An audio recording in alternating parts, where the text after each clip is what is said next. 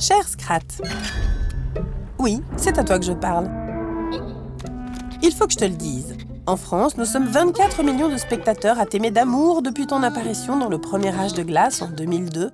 La preuve avec cette exposition qui t'est dédiée, ou presque, en ce moment à Paris.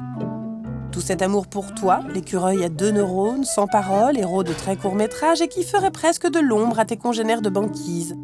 Toi, le petit écureuil préhistorique surexcité, dont le seul but dans la vie est de courir après son trésor, son précieux, son inaccessible gland.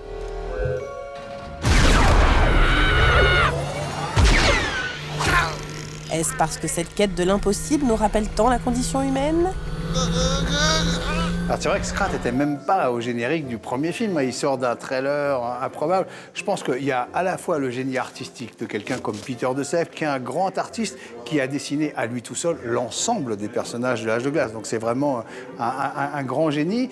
Et puis effectivement, je pense qu'il nous touche parce qu'il y a toujours du Scrat dans chacun de nous. On est toujours en train de courir après un truc. Donc à mon avis, d'une façon philosophique, on se reconnaît assez bien. J'irais jusqu'à dire qu'il a un petit côté français, un petit côté Louis de Funès, ultra hystérique, etc. Enfin, et ce petit côté un peu, voilà, la quête de l'inaccessible qui nous ressemble tous finalement. Ton papa spirituel, c'est Peter de Sèvres, un dessinateur américain de génie nourri aux illustrations des autres. Peter fait des couvertures pour le New Yorker Magazine et il a aussi dessiné tes compagnons de l'âge de glace. Sa spécialité, passer par l'animal pour caricaturer l'homme. If you ask my wife, she would say it's me. And to a large degree, it is. I get frustrated, I get angry, but we all do. I mean, I think we all totally relate to the Scrat.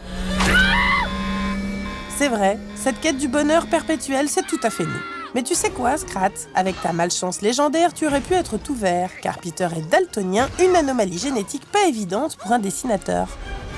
I have a palette that I know very well. I know where all the colors are, which is also not to say that I would be totally confused without that arrangement, but there are certain colors that would throw me, like brown. If the brown was living in the green area, I'd have a lot of trouble. So I know exactly where all my colors live. And I've learned over the years how to use them. Wouh! On est trop classe! Ce serait pas un problème, ça, franchement? Ah! Que tu es jolie, toi! Arrêtez vos âneries!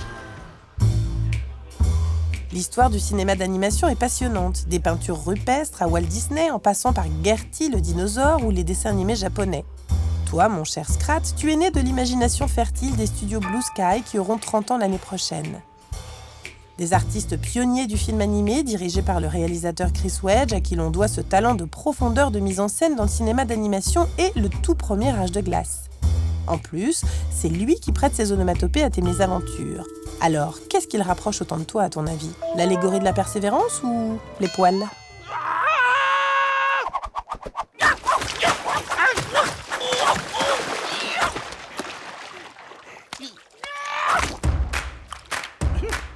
I'm not that furry. Never was. The Scrat, to me, represents that never-ending struggle to get what you want. When we were in the middle of making Ice Age, I had a certain feeling about the struggle, and that, I think, is expressed very well in the Scrat. And that might be what I think most people can relate to. You know, you try hard, you get something for a little while, but you never really get to keep it. I don't know. Ah, l'éternelle pression sur les épaules d'un réalisateur, là encore une possible interprétation de ton personnage. Ce qui est sûr, c'est que ton côté burlesque pioche plus dans les personnages de Tex Avery que dans ceux de Walt Disney.